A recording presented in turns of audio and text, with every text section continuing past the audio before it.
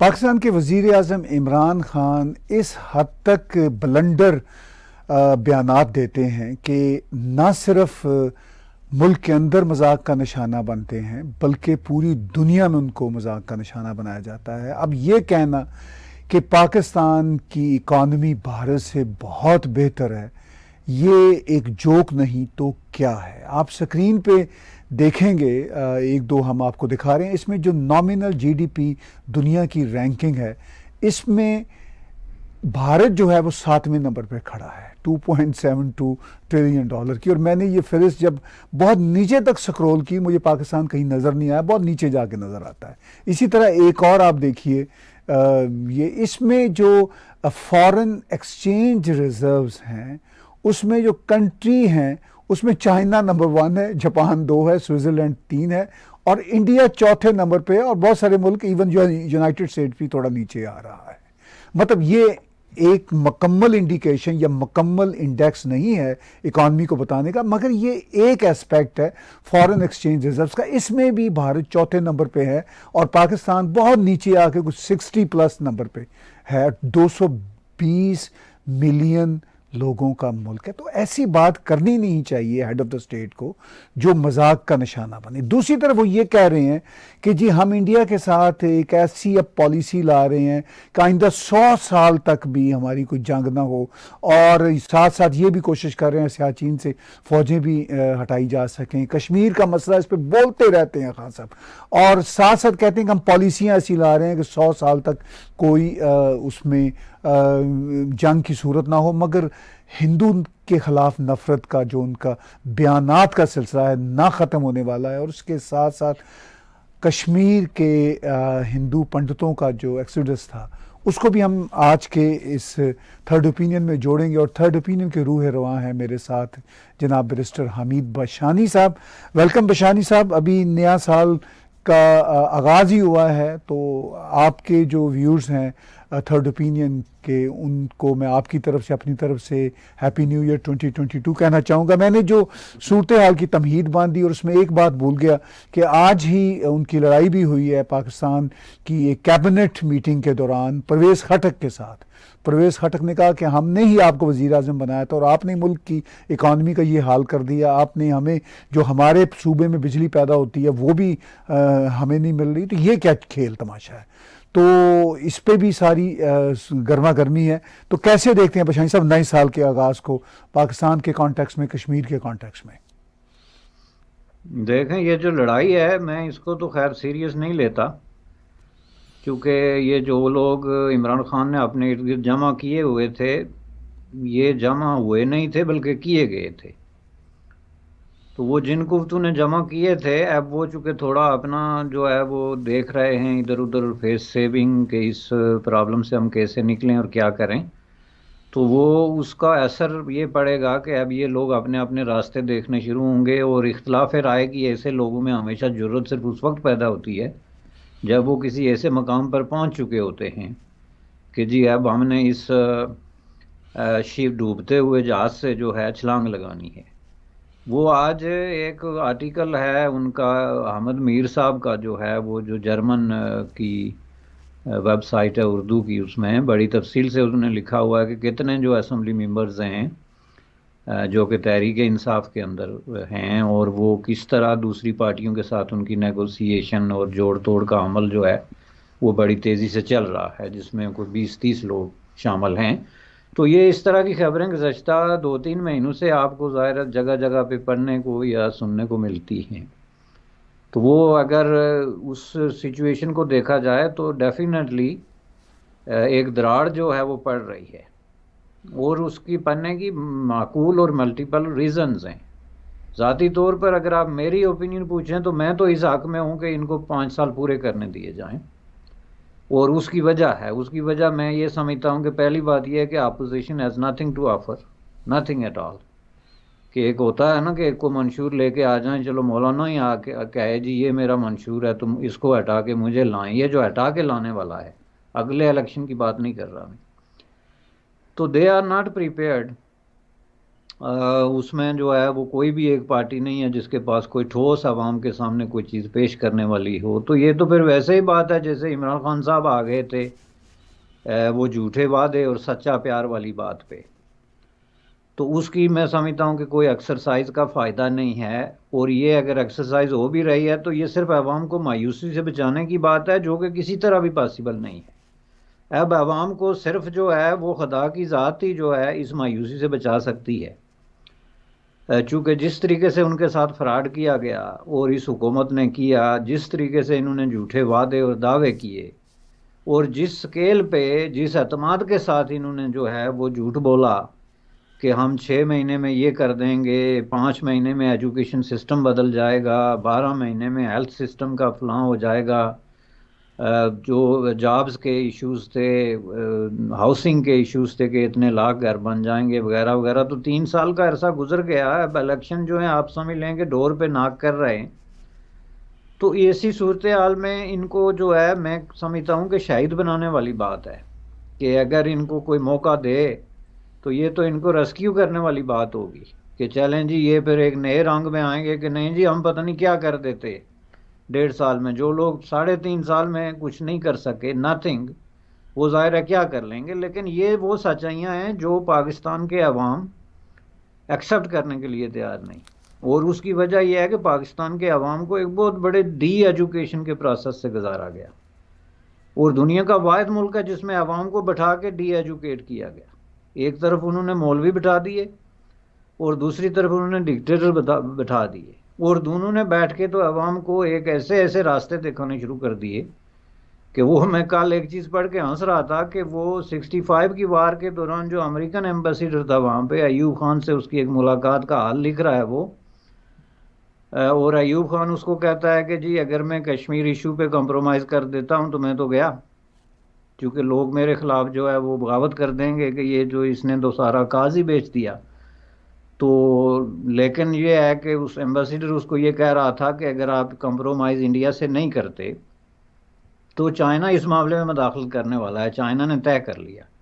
तो चाइना की अगर मुखालफत इस मदाखलत शुरू हो जाती है तो फिर हमारे नज़दीक ये लड़ाई इंडिया और पाकिस्तान की नहीं रहती, बल्कि ये फ्री वर्ल्ड की और कम्युनिज्म के दरमियान बन जाती है। और फिर हम आप दोनों को बाईपास कर देंगे, यानी चीन आपको भी और इंडिया को भी, और हमें ये लड़ाई खुद लड़नी पड़ेगी। तो इसलिए आप इसमें कोई ना कोई रास्ता निकालें और जंग बंदी करें ताकि चीन की मदाखलत का रास्ता जो है वो रोका जाए। तो उन्होंने कहा जी, वो एम्बेसडर उसको हंस के कहता है कि वो किसी चीज़ पे भी बगावत कर सकते हैं, लेकिन अगर आप चीन का नाम लेंगे तो उसके अल्फाज में बताता हूँ। उसके अल्फाज ये थे कि मुझे यहाँ 3 साढ़े 3 साल हो गए और मुझे पूरा यकीन है कि पाकिस्तान के अवाम, अगरचे उनको पढ़ने लिखने का मौका नहीं मिला, उसने माज़ूब ज़बान में ये नहीं कहा कि जाहिल हैं, बल्कि ये कहा कि पढ़ने लिखने का मौका नहीं मिला, लेकिन वो मुल्ला की इस बात पे 100% यकीन रखते हैं कि कम्युनिज्म जो है ना वो दुनिया का बेहतरीन निज़ाम है और उसकी मौजूदगी में दुनिया से तवक्को की, किसी अच्छाई की तवक्को नहीं रखनी चाहिए। तो आप जब चीन के हवाले से ये बात करेंगे कि ये चीन कम्युनिस्ट है, जिसको वो चीन काम कहते थे अंग्रेजी में शार्ट करके कि ये कम्युनिस्ट हैं, तो आप देखेंगे कि ये लोग आपके साथ कैसे लाखों की तादाद में जमा हो जाएंगे, हालांकि उनको पता है ही नहीं कि कम्युनिज्म है क्या और इसका फ़ायदा नुकसान क्या है। ये मैं आपको मिसाल दे रहा हूँ एक डी एजुकेशन प्रोसेस की, जो अयूब खान को एक फॉरेन आदमी समझा रहा है कि मैंने 3-4 सालों में लोगों की क्या साइकी देखी, जिसका मतलब है टोटली मिसगाइडेड हुक्मरान तबकात की तरफ से, मुलायत की तरफ से। वो सबसे ज़्यादा मैं समझता हूँ कि ये जो मिसगाइडिंग और डी एजुकेशन का प्रोसेस है ये इमरान खान ने किया। यानी जो हमला उसने अवाम के कॉन्शियस पे किया वो कोई नहीं कर सका। लीव अलाउन जनरल ज़ियाउल्लाह क्या बेचता था या अयूब खान क्या बेचता था या जनरल मुशर्रफ क्या, कुछ भी नहीं है उसके मुकाबले में। उसने तो बुनियादें हिला के रख दी लोगों की और लोगों को इस तरह कंफ्यूज कर दिया कि उनको वो जितना जो है एक डायरेक्शन होती है ना कि आपको क्या चाहिए, आपको कोई वेस्टर्नाइज कोई सिस्टम चाहिए, कोई निज़ाम है हुकूमत किस किस्म का चाहिए, इकनॉमिक जो डायरेक्शंस आपकी क्या हैं, पड़ोसियों के साथ आपने तजारत करनी है या लड़ाई लड़नी है, इंटरनेशनल जो एरिना है उसमें आपका रोल क्या होगा, हर चीज़ पे उनको सख्त किस्म की डी एजुकेशन और कन्फ्यूजन का उसने जो है वो शिकार करके रखा हुआ है। और ये इस सिलसिले को अब वो यूज़ कर रहे हैं इलेक्शन के लिए। जो जो इलेक्शन करीब आते जा रहे हैं उनकी ये जो टेंडेंसी है ये इंटेंसिफाई हो रही है। मज़हब को वो बहुत बड़ा एक जो है वो फैक्टर के तौर पे इस्तेमाल कर रहे हैं, और इस हवाले से ये दोबारा इलेक्शन विन करने के लिए किसी हद तक भी जा सकते हैं। लेकिन ये जो आपकी बात है, जो सवाल है, वो मुझे ये नज़र आता है कि जो मायूसी का सर्कल है वो कंप्लीट हो चुका है, उसको अब रोका नहीं जा सकता। ये अलग अनफॉर्चुनेट बात है कि वहाँ पे कोई लीडिंग फोर्स नहीं है जो लोगों को लीड करे कि भाई आपके साथ ये धोखा हुआ है तो हम आपको इसके बदले में ये डिलीवर करेंगे। महज इमरान खान की मजाक उड़ाने से तो सूरत हाल नहीं बदल सकती ना। उसके पास स्टेट के सारे जराए हैं कम्युनिकेशन के, तो वो उनको यूज़ करके तो अवाम को उनसे ज़्यादा मिसगाइड करता है। तो इसलिए ये प्रॉब्लम है कि अभी मुझे ये नहीं नज़र आता कि ये किसी बड़ी तब्दीली की तरफ जाएंगे। छोटे मोटे इनके आपस में झगड़े होंगे, हो सकता है कुछ लोग भाग भी जाएं, ये भी हो सकता है कि पंजाब में इनके खिलाफ अदम एतमाद हो जाए या इस तरह की जो सिचुएशन बन जाए। लेकिन इससे ओवरऑल ये जो सारी जर्नी है और ये सारे वादे और दावे हैं, इनकी जो माहियत है वो नहीं बदलती, और ये पाकिस्तान के अवाम के लिए बड़ी अफसोसनाक खबर है। जी बशाई साहब, आपने कहा कि पाकिस्तानी अवाम के लिए कहीं रिलीफ नज़र नहीं आता और अवाम इसमें हमेशा की तरह अब भी पिसती नज़र आ रही है। इस सारी सूरत हाल में एक और जो डेवलपमेंट मैंने पीछे जिक्र किया वो ये है कि कोई नेशनल सिक्योरिटी पॉलिसी एक आध दिन में अनाउंस होने को एक्सपेक्टेड है कि जिसमें ये कहा जाएगा कि हमारी किसी किस्म की कोई जंग जो है भारत से नहीं है, ऐसा मीडिया में अब तक दिखाया जा रहा है। तो उसके साथ साथ जो इमरान खान का रेटरिक है वो तो बहुत ही शदीद रहता है कि जैसे वो मैंने अभी पीछे बात की कि वो कहते हैं कि हम $1 बिलियन नहीं मिल रहा, लेकिन वो कहते हैं हमारी इकोनॉमिक जो कंडीशन है इंडिया से बहुत बेहतर है। इसी तरह वो ये कहते हैं कि जी हम कश्मीर को आज़ाद करवा के रहेंगे। साथ साथ वो ये भारत से कह रहे हैं कि हमारा अब आपके साथ कोई तनाज़ा नहीं है। तो ये जो पैराडॉक्स है ये आफ्टर ऑल कब तक चलेगा, इसका क्या एंड है? मैं समझता हूँ कि पाकिस्तान की सोशियो पॉलिटिकल लाइफ का सबसे बड़ा जो पैराडॉक्स जिसको आपने कहा, या एक दिलचस्प चैप्टर यही है। और मुझे इसमें ऐसी दिलचस्पी है चूँकि इसमें इतनी सनसनीखेजियत है, और इसमें जो है वो असल हुक्मरानों के चेहरे जो हैं वो खुलकर सामने आते हैं। ये जो इन्होंने नया डॉक्ट्राइन ऑफ इकनॉमिक जो डेवलपमेंट के हवाले से पेश किया है, मुझे इसमें कोई चीज़ नई नज़र नहीं आती। आपको याद होगा, बहुत लंबी बात नहीं है, जब कियानी के दौर में एक डॉक्ट्राइन इसी तरह का आया था जिसमें उन्होंने कहा था कि हमारा दुश्मन मुल्क के अंदर है। गालिबन बाद में इस पर यह साबित हुआ कि उनका इशारा कहीं ये बेचारे इलाका गैर के लोग थे, चूँकि और कोई दुश्मन तो हमें नज़र नहीं आया मार खाते हुए। तो उनको उन्होंने बहुत बुरे तरीके से पीटा और डिस्प्लेस किया। लेकिन एक डॉक्ट्राइन तो आया था और उस पर बड़ी डिस्कशन हुई थी जी कि ये पाकिस्तान मिलिट्री का पहला कोई इस तरह का एक कदम है जिसको बाज़ लोगों ने रेडिकल भी कहा था, कि जिसमें इन्होंने कह दिया जी हमारी ना भारत से कोई दुश्मनी है, ना ईरान से, ना किसी और से, हमारा दुश्मन मुल्क के अंदर है और हमारी तोपों का रुख इधर मुड़ेगा, जिसका मतलब ये है कि हम पड़ोसियों के साथ अमन कायम करेंगे। तो उस वक्त ही मैंने कहा था कि प्रॉब्लम क्या है पाकिस्तान के साथ, कि पाकिस्तान में जो पावर के असल सेंटर्स हैं, जब तक उनका डॉक्ट्राइन पूरे तरीके से सामने नहीं आता उस वक्त तक इवन ये आपका एक जो जर्नल होता है जो मिलिट्री को लीड करता है वो भी मैटर नहीं करता। वो भी मेरे नज़दीक एक स्पोक पर्सन से ज़्यादा उसकी कोई अहमियत नहीं रह गई। जो असल डिसीजन मेकर लोग हैं, जो कोर है, जब तक वो नहीं बदलते, देखें पाकिस्तान में 20 दफ़ा इस तरह के डॉक्ट्राइन सामने आए हैं और उनके आने के फ़ौरन बाद इंडिया के ख़िलाफ़ एक बहुत बड़ी या तो कैंपेन चली या कोई मिलिट्री एडवेंचर हुआ या वहाँ पे जो है दैरानंदोज़ी जिसको आप कहते हैं, जो है इन्फिल्ट्रेशन का कोई अमल हुआ, लोगों को अंदर दाखिल करने की कोशिश की गई। अब ये मैं बार बार हिस्ट्री की बात इसलिए करता हूँ कि ज़ाहिर है ये तजर्बात का एक मजमुआ है जिसमें हम हुक्मरान तबकात की जो है ना वो समझते हैं एक्टिविटीज़ को। अब देखें, पाकिस्तान के तमाम हुक्मरान तबकात में सबसे ज़्यादा जो प्रोग्रेसिव अप्रोच इंडिया के बारे में किसी हुक्मरान ने पेश की वो अयूब खान था। उसने तो हद कर दी, उसने कहा जी ताल्लुकात छोड़ें, जॉइंट डिफेंस करते हैं। और उसके पीछे उसने थीसिस ये छोड़ा कि जॉइंट डिफेंस का मतलब ये है कि इंडिया पाकिस्तान जो पैसे खर्च कर रहे हैं एक दूसरे के खिलाफ, ये निस्फ हो जाएंगे, बल्कि ख़त्म हो जाएंगे बिल्कुल ही। और हम दोनों मिलकर जो है वो कम्युनिज्म के खिलाफ लड़ेंगे, यानी सोवियत यूनियन और चीन के खिलाफ।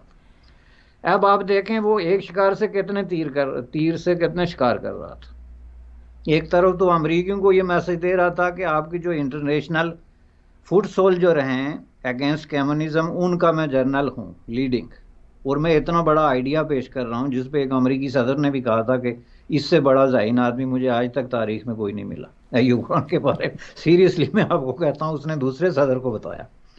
और दूसरी तरफ इंडिया से वो इतना खौफज़दा था कि खुद उसने, ये जितने लोगों से उनकी मुलाकातें हुई थी, उन्होंने ये कंक्लूड किया कि पाकिस्तान का सबसे बड़ा अलमिया ये है कि उनका बहादुर तरीन आदमी भी इंडिया से बहुत डरता है और इनसिक्योरिटी का शिकार होता है। और जब आप इनसिक्योरिटी का शिकार हैं तो आप किसी तरीके से जो है वो ट्रस्ट जो है उसको डेवलप कर नहीं सकते। अब जब अयूब खान की ये हालत है, जो फील्ड मार्शल भी था, सदर भी था, पता नहीं क्या क्या था, फातिमा जनाज जैसी हस्ती को उसने खड़े लाइन लगा दिया था, तो उसकी अगर ये हालत है कि झूठ पे सरवाइव कर रहा है और चौमुखी झूठ, जिसको हमारी पहाड़ी ज़बान में कहते हैं चौमुखी, सबसे झूठ बोल के चल रहा है, तो उसमें इमरान खान क्या चीज़ है जिसकी ना कोई जड़ें हैं ना कोई बेस है। तो इसलिए जनाब ये जो डॉक्ट्राइन है इस पर मैं नहीं समझता कि बहुत ज़्यादा एक्साइट होने की ज़रूरत है। This is a fascinating gesture, लेकिन ये तब पॉसिबल है जब आपकी सिविल और मिलिट्री जो एस्टेब्लिशमेंट है वो आके इसके पीछे खड़ी हो और सामने खड़ी हो कि जनाब हम आज के बाद ये पॉलिसियाँ तब्दील करते हैं। और जब आप इतनी बड़ी बड़ी पॉलिसियाँ तब्दील करते हैं तो वो तब्दील होते नज़र आती हैं सामने, उसका आपके बजट पे असर पड़ता है, उसका आपकी सारी जो चीज़ें हैं। अभी आप कैसे कह सकते हैं, एक तरफ तो आप ये कह रहे हैं, दूसरी तरफ आज की रिपोर्ट ये है कि ये गुज़श्ता अरसे में कश्मीर के अंदर जो मिलिटेंट मारे गए हैं 14 हैं वो, उनमें से 7 जो हैं वो इधर से गए। अब जो इधर से गए हैं वो हम रोज़ सुनते हैं आज़ाद कश्मीर के किसी गांव में कोई ना कोई जो है वो जनाजा पड़ा जाता है गायबाना के। यहाँ का एक बच्चा था कोई 24 साल का, कोई 23 का, कोई 22 का, जिसको 6 महीने पहले या 3 महीने पहले पार भेज दिया गया था और वो बेचारा मारा गया। तो उसके यहाँ पे जनाजे ओपनली पड़े जाते हैं, वो ग्रुप ओपनली ऑपरेट करते हैं। और इमरान खान साहब ने जो इंटरनेशनल कम्युनिटी को मोल्ड किया अपने हक में कि हमने टेररिज्म पे कब्जा कर लिया, खात्मा कर लिया अयूब खान की तरह, अब ये आपके सामने है। अब ये इस तरह की चीज़ें। दूसरी चीज़ ये है कि इन डॉक्ट्राइन्स की मौजूदगी में हमेशा जो है वो अटैक होता रहा। मसलन अयूब खान को ही देख लें, जब वो जॉइंट डिफेंस की बात कर रहा था तो ऑपरेशन जिब्राल्टर एन उसी वक्त उसने लॉन्च किया, उसके बाद ऑपरेशन ग्रांड सलाम, इस तरह के खुफिया जितने चीज़ें थी। उसके बाद आगे जाते जाएं आप ये देखें जनरल मुशर्रफ को, किसी को उठा के देख लें कि अंदर से इवन जनरल ज़िया जो चला गया था क्रिकेट डिप्लोमेसी पे राजीव गांधी के घुटने पकड़ने के लिए, उसने भी जो है वो इन्फिल्ट्रेशन और उसमें सबसे आगे था वो। उसके ज़माने में कार्ड तकसीम होते थे मुजाहिदीन के कि ये मुजाहिद है, और मिलिट्री उसको प्रोटोकॉल देती थी सरहद कार क्रॉस कराने में। तो ये इनका प्रॉब्लम है कि ये दो ज़बानें बोलते हैं और उसकी वजह यह है कि ये डरते हैं एक तरफ इंडिया से, दूसरी तरफ अपने अवाम से, और दोनों से झूठ बोलते हैं। नटशल ये है, ये मैं आपको बता दूँ। बड़ी आपने अहम बात की बशाई साहब, आपने कहा कि ये जो पॉलिसी लाने की बात है या वो जो डॉक्ट्राइन की बात है वो तो पहले भी इसी तरह रही। अयूब खान से लेके आपने रीसेंट ज़माने तक की मिसालें दी और वो सारी बिल्कुल वैलिड हैं। तो इस सारी सूरत हाल में जबकि पाकिस्तान का इकनॉमिक क्राइसिस अपनी इंतहाओं को छू रहा है, शायद इतना बड़ा इकोनॉमिक क्राइसिस पाकिस्तान ने नहीं देखा जो अब देख रहा है, और उसके कोई रिस्टोर होने के, यानी इकोनॉमिक सिचुएशन के रिस्टोर होने के इम्कानात भी नहीं है। शहबाज शरीफ साहब ने कल ही कहा है कि अजीब हैरत की बात है कि जो मुल्क 220 मिलियन का मुल्क और उसका प्राइम मिनिस्टर $1 बिलियन ना ले सके, तो अब उसका अंदाज़ा लगाया जा सकता है। दूसरी तरफ आज जब मैं आपसे बातचीत कर रहा हूं और हमारा शो ऑन एयर जा रहा है, तो हमें वो तारीख की बातें याद आती हैं जब ये 19 जनवरी का वाक़या हुआ था और जिसमें कश्मीरी हिंदुओं का एक्सोडस हुआ था। तो एक तरफ तो डबल स्पीक है इमरान खान की हो या पाकिस्तान की इस्टेब्लिशमेंट की हो, दूसरी तरफ वो ज़ख्म ताज़ा होते हैं हर साल, और आप कश्मीर की सूरत हाल को वो जो सेंसेशनलाइजेशन से जोड़ते हैं, क्योंकि आपसे बेहतर कौन जानता है, आप खुद उस धरती के सपूत हैं। तो ये सारी बातें कैसे एक दूसरे के साथ आगे बढ़ रही हैं, हिस्ट्री को याद करते हुए, क्राइसिस को देखते हुए और डबल स्पीक को उछालते हुए, तो कैसे ये सिचुएशन उस रीजन में स्टेबल होगी? देखें जी, ये सारी चीज़ें जो है ना आपस में जुड़ी हुई हैं। ये जो आपने कहा ना कि बंदा अंदाज़ा लगा सकता है कि जहाँ पे $2 बिलियन के लिए अगर वो बजट पेश कर सकते हैं, तो इसका मतलब है कि मुल्क की इकानॉमी की क्या हालत है। और आपने इंडिकेटर्स और ये इशारे भी दिखाए हैं, लेकिन इन सब की ज़रूरत हमें तब पड़े जब ये कोई खुफिया बात हो या इसमें किसी मज़ीद किसी तरह की रिसर्च की ज़रूरत हो। ख़ुद इमरान खान की आप तकरीर देखें जिसमें बार बार ये कहता है कि अगर हमें सऊदी अरबिया और चीन से पैसे ना मिलते तो हम बैंकरप्ट हो जाते। ये अभी पिछले हफ्ते भी उसने एक बहुत बड़े ज़ोरदार अंदाज में ये स्पीच की है। और आपको पता है कितने पैसे मिले हैं उनको चीन और सऊदी अरब से जो वो बेल आउट हुए उस वक्त पे, यानी $2-4 बिलियन की देर है आपको बैंकरप्ट होने में। और जाहिर है उसके बाद कोई बहुत बड़े हालात या आपके ज़र मुबादला के ज़खायर या कोई इस तरह की पेमेंट्स की कैपेसिटी में कोई बहुत बड़ी तब्दीली नहीं आई है। तो इसलिए मैं समझता हूँ कि ये एक चीज़ ओपन है जिस पे किसी तरह के मतलब है कोई ज़रूरत ही नहीं है कोई सबूत पेश करने की। जब प्राइम मिनिस्टर खुद बार बार इसकी तस्दीक कर रहा है, तो ये बात तय है कि पाकिस्तान जो है वो on the verge of politically अगर ना सही लेकिन फाइनेंशियली जो है इकनॉमिकली क्लैप्स पे है। और वो किसी वक्त भी अगर 1-2 मुल्क उससे नाराज़ हो जाते हैं तो वो क्लैप्स हो सकता है या एटलीस्ट जो है वो बैंकरप्ट हो सकता है। जो क्लैप्स होने की ये एक और शक्ल है, चूँकि हर दौर में चीज़ों की अपनी अलग अलग शक्लें होती, नहीं ज़रूरी नहीं कि हर दफ़ा तारीख़ में एक चीज़ एक ही तरह दोहराई जाए। इस ज़माने में मुमकिन है आप एक पे में डिफ़ॉल्ट कर जाएं तो आप अपने आप को क्लैप्स ही समझें, चूँकि इंटरनेशनल कम्युनिटी में आपकी जो क्रेडिबिलिटी है वो चैलेंज हो जाती है, चीज़ें ख़त्म हो जाती हैं। रहा सवाल कश्मीर का, तो देखें जी वो जो अब ये जो डिस्कशन पंडितों के हवाले से वहाँ पे हो रही है, और ये बड़ी ट्रेजिक एक स्टोरी का एक हिस्सा है कि जो वहाँ पे पंडितों को वहाँ से निकाला गया, उसकी 100 किस्म की एक्सप्लेनेशन पाकिस्तान भी पेश कर रहा है या कश्मीर के जो प्रो पाकिस्तानी एलिमेंट है वो भी पेश कर रहा है। लेकिन उस 100 किस्म की एक्सप्लेनेशन के बावजूद एक बात क्लियर है कि ये एक बहुत बड़ा असाल्ट जो है वो state of Jammu and Kashmir की जो डाइवर्सिटी है थी उस वक्त, अब तो खैर क्या है वहाँ एटलीस्ट वैली में तो कोई डाइवर्सिटी नहीं, लेकिन उस वक्त जो थी और जो उसका हिस्टोरिकल हेरिटेज था ये उस पे अटैक थी। और ये अटैक जो है वो क्लियरली एक प्लान किस्म की अक्रॉस द बॉर्डर अटैक थी, जिसका क्लियर किस्म का ऑब्जेक्टिव ये था कि कश्मीर के अंदर ये इस तरह की चीज़ों को तबाह करो ताकि ये एक सिचुएशन क्रिएट हो कि यहाँ मुस्लिम डोमिनेटिंग किस्म का एक जो है वो मूवमेंट चल रही है और इंडिया को अंडर प्रेशर करके तो एटलीस्ट वैली।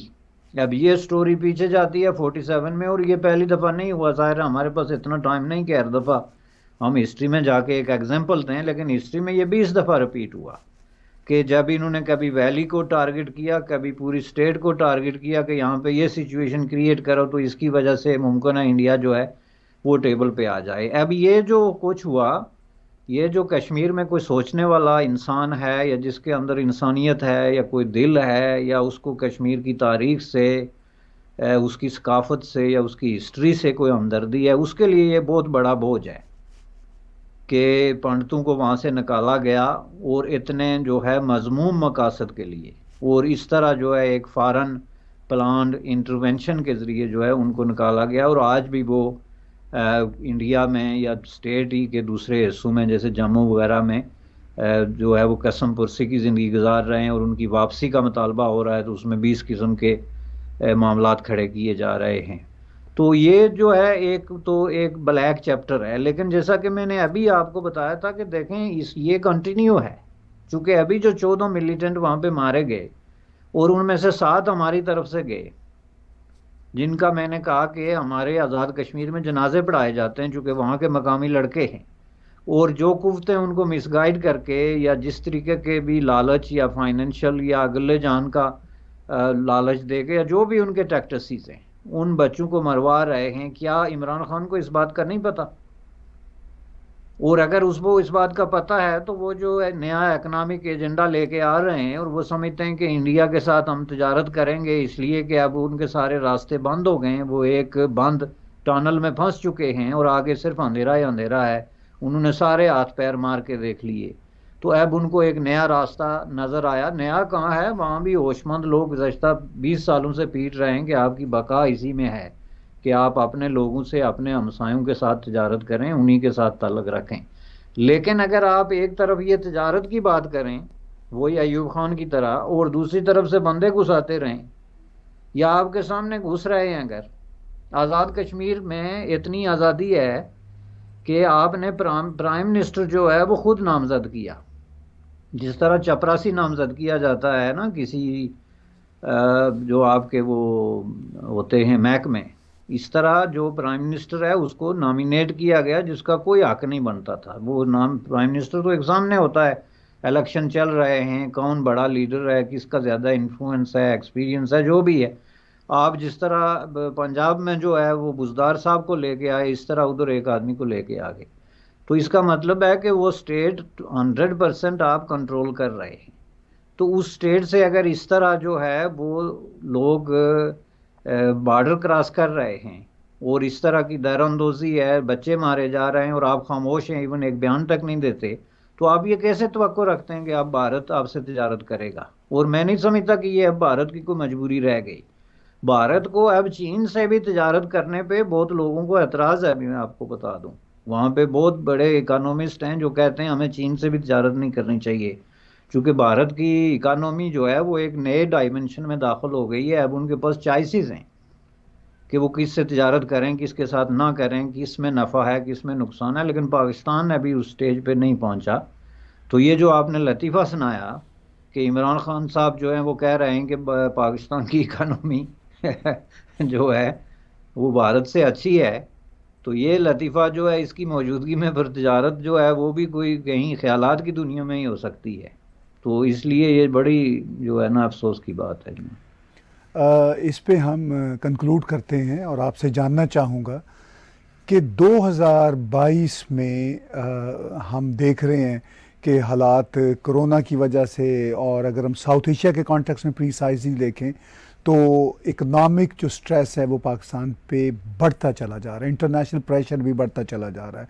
और आपकी मैं इस बात से इत्तेफाक करता हूँ कि जो भी हालात हों, इमरान खान को अपने 5 साल पूरे करने चाहिए, क्योंकि ना तो उनको सियासी शहीद बनने का मौका मिलना चाहिए और ना ही ये एक गैर जमहूरी तरीका होना चाहिए कि हुकूमत गिरा दी जाए। हम इन दोनों बातों से मुत्तफिक हैं। लेकिन 2023 में इलेक्शन भी अगर पाकिस्तान में होते हैं वक्त पे तो एक्सपेक्टेड हैं, 2022 बड़ा इम्पॉर्टेंट है। तो 2022 में अब आगे आने वाले महीनों में आपको क्या नज़र आता है कि क्या इसी तरह की डबल स्पीक पॉलिसी चलती रहेगी कि एक तरफ इन्फिल्ट्रेशन भी होती रहे, दूसरी तरफ तजारत की बात भी होती रहे, और उसके साथ साथ अमन की बात भी होती रहे, अमन की आशा भी साथ रहे और साथ टेररिस्ट भी जाते रहें? तो ये सूरत हाल पहले तो चल जाया करती थी, मगर 2022 में मुझे तो चलती नज़र नहीं आ रही, क्योंकि भारत अब इस पोजीशन में है कि इनको नहीं मानेगा। आपको क्या नज़र आता है, कैसे कंक्लूड करेंगे? देखें जी, अनफॉर्चुनेटली ये तो कंटिन्यू रहेगी। जैसा कि मैंने कहा कि चूंकि उन्होंने ये एक टैक्टिस है अवाम और इंडिया दोनों के साथ झूठ बोलने का, जैसा कि मैंने पहले अर्ज़ किया, एक टैक्टस है और इसकी वजह से उनको कुछ फ़ायदे हो रहे हैं। दोनों चीज़ों में आप ये देखें ना कि एक में तो हमने वजाहत कर दी कि जब इस तरह इन्फिल्ट्रेशन जारी है, मुदाखलत हो रही है, तो फिर आप कोई ऐसा बड़ी तवक्को नहीं रख सकते कि हम इस चीज़ पे तिजारत करेंगे उस पर। हालांकि कुछ अंदर की खबरें ये हैं कि कुछ तिजारत शुरू भी हो गई है, मसलन चीनी पे या कुछ इस तरह की छोटी मोटी चीज़ें जो हैं उस पे। और दूसरा ये है कि जो अवाम के साथ इन्होंने वादे किए थे, इसमें से आप मुझे एक चीज़ ऐसी दिखा दें, एक कोई ऐसा कदम जो इन्होंने ऐसा उठाया हो जिसकी जो कि पिछली हुकूमतों से मुख्तलिफ हो। यानी कोई इंटरनेशनल बिजनेस ले आने के लिए, कोई उस मुल्क को फैसिलिटेट करने के लिए कि जी यहाँ पे बिजनेस हमने आसान कर दिया, कोई लाइसेंसिंग कम कर दी, नेशनल पॉलिसी जो है जो किसी हवाले से, इकानमी के हवाले से, उसमें तब्दीली कर दी, तो कोई आएगा जी यहाँ पे कोई सिक्योरिटी में इजाफा हो गया, लोगों के सरमाए को किस तरीके से तहफ़्फ़ुज़ दिया जाएगा। एक चीज़ नहीं है ना, नथिंग। अब ऐसे ज़बानी कलामी दावे जो हैं, और बिल्कुल इसी तरह अब ये इंडिया के हवाले से तो बहुत ही इराटिक किस्म का जो एटीट्यूड इनका रहा है ना जी। अचानक अब उठ के कल आपने तकरीर की कि हम तबाह बर्बाद कर देंगे और हम जंग लड़ेंगे और हम किसी सूरत में सरेंडर नहीं करेंगे, तो दूसरे दिन आप तजवीज़ लेके आ जाते हैं कि जनाब हम जो है वो तिजारत करने के लिए तैयार हैं। तो ये फिर वही बार बार हमें हिस्ट्री में ही जाना पड़ता है। वो देखें जुल्फ़िकार अली भुट्टो साहब जो है 65 की जंग में 21 तारीख को जो है उन्होंने ऐलान किया था कि जंग बंदी का, कि हम जो है वो गैर मशरूत तौर पे तस्लीम करते हैं, और उससे एक दिन पहले 20 को और 19 को जो उनकी तकरीरें हैं वो उठा के देखें कि हम खाली हाथों से लड़ेंगे, हम पत्थरों से लड़ेंगे, हम पता नहीं दांतों से काटेंगे, लेकिन हटेंगे नहीं, पीछे नहीं हटेंगे। और जब तक कश्मीर हमें नहीं देते, यानी राइशमारी नहीं कराते, जंग बंद नहीं हो सकती। तो 22 को उन्होंने तकरीर कर दी जाके यूनाइटेड नेशन में कि जनाब हम बिल्कुल जंग बंदी तस्लीम करते हैं, और ये बात यूनाइटेड नेशन पे छोड़ते हैं कि वो कश्मीर के लिए क्या करता है। तो ये है असल में हिस्ट्री, जिसका मतलब ये है कि ये सब उसको दोहराने पे मजबूर हैं, चूँकि आपने गोल गलत फिट किए हुए। और जब आपका गोल एक ही है गुज़श्ता 70 साल से और है गलत, और फिक्स भी गलत किया हुआ है, तो आप दुरुस्त बात कर कैसे सकते हैं? ये तो फिर वो पुराने साइंसदानों को चैलेंज करने वाली बात है कि आप एक ही काम साल से दोहरा रहे हैं और मुख्तलिफ नताइज की तवक्को रखते हैं। बहुत शुक्रिया बशाई साहब, आपने बहुत अच्छे नोट के साथ कंक्लूड की बात कि मुमकिन नहीं है कि एक ही काम आप दोहराते चले जाएं और रिजल्ट्स जो हैं ना वो डिफरेंट एक्सपेक्ट करें। रिजल्ट्स ऑफ कोर्स वही आएंगे रैशनल, लॉजिकल, साइंटिफिक दुनिया में, जो एक अमल के करने से एक वक्त में आते हैं और दूसरे अमल वैसा ही करने से वैसे ही आएंगे। बहुत बहुत शुक्रिया बशाई साहब, आपने बहुत अच्छे अंदाज से जो सूरत हाल है 2022 में हमें साउथ एशिया के कॉन्टेक्स्ट में आगे जाती हुई जो नज़र आती है वो बयान की। आज का third opinion barrister Hamid Bashani साहब के तजिए के साथ देखने और सुनने का बहुत शुक्रिया। टैग टीवी के चैनल को सब्सक्राइब कीजिए, इसके साथ साथ इसी यूट्यूब के चैनल पे आप डोनेट के बटन को क्लिक करेंगे तो आप हमें पैट्रियन, पेपॉल या क्रेडिट कार्ड के ज़रिए कंट्रीब्यूट भी कर सकते हैं। हम इसी तरह के तबसरे आपके साथ शेयर करते रहेंगे।